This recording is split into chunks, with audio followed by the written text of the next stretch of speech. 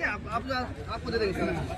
कदवा बिहार मेरे लिए और महागठबंधन के लिए, कांग्रेस पार्टी के लिए बहुत ही महत्वपूर्ण जगह है।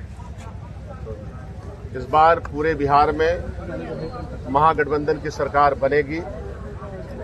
मौजूदा सरकार का जालिमाना रवैया, मौजूदा सरकार का भ्रष्टाचारी रवैया और कांग्रेस पार्टी और महागठबंधन सामाजिक न्याय, सामाजिक एकता, अमन, आष्टी, प्रेम और विकास के साथ अपने कदम को हमेशा आगे बढ़ाती रही है।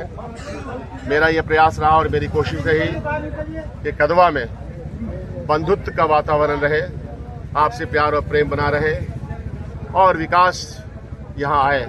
मैं यह भी मानता हूँ कि विपक्ष का नेता होने के बावजूद इस बार सरकार ने हम लोगों के साथ वो रवैया नहीं रखा जो रखना चाहिए।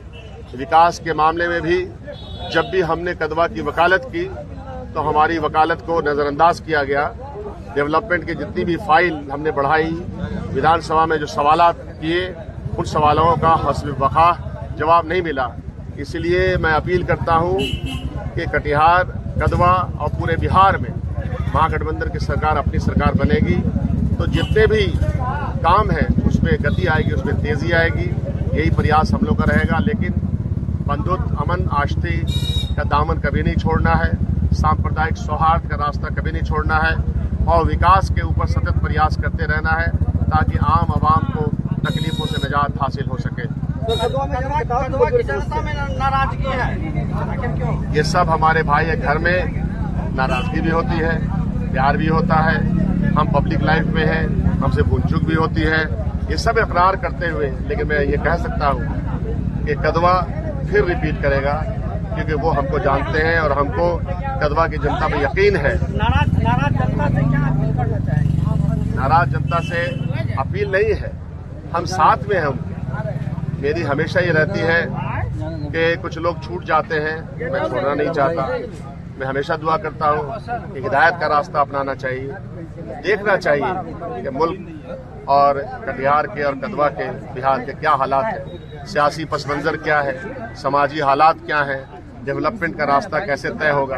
तो ये सारी चीज़ें हमको तय करनी है। आने वाले दिनों में कदवा में जितना कुछ करने का की ख्वाहिश है, डिमांड लगभग इतनी है, सरकार की तरफ सप्लाई लाइन इतनी है, तो इसके बीच में कैसे रिश्ता बन पाए उसकी कोशिश अपनी सरकार होगी तो हमारा हमेशा प्रयास रहेगा। मंत्री, इस बार तीसरी बार नामांकन किया, जनता आपसे क्या नई उम्मीद रखनी चाहती? जनता मुझसे बहुत उम्मीद रखती है, मैं जानता हूं।